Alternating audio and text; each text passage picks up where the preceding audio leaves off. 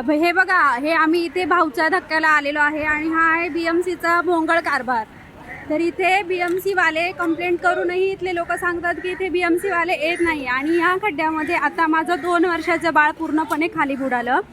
तर BMC मध्ये लोक जे आहेत ते फक्त पगार घेण्यासाठीच इथे बसलेले आहेत का असं, आणि जे लोक रस्त्यावर पोट भरण्यासाठी येतात त्यांना BMC मधून फाईन मारला जातो की तुम्ही रस्त्यावर बसतात. पण हे इकडे BMCचं लक्ष आहे का? आणि इथल्या लोकांना आपण विचारू, इथे BMC मध्ये तक्रार करूनही लोक येतात का? काकी सांगा तुमचं मत काय? BMC वाले इथे येतात का? तुम्ही किती वेळा इकडे तक्रार केली? नहीं आता, कोई इधर नहीं आता है। हाँ बोलो अभी। इधर कोई नहीं आता इधर। कितने बार आपने ये इसके ऊपर ये डाला है BMC कंप्लेंट में? तो कोई नहीं डाला है, लेकिन कोई आता भी नहीं है इधर। देखने के लिए कोई नहीं आता? नहीं। क्या मालूम वो डाले कि नहीं डाले कुछ। हाँ हाँ सांगा तुम्ही।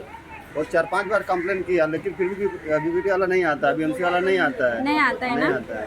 ठीक है, हाँ। आप भी बोलो। 4 वेळा कंप्लेंट केली आहे BMC मध्ये, पण कोण याला मागतच नाही. ठीक आहे.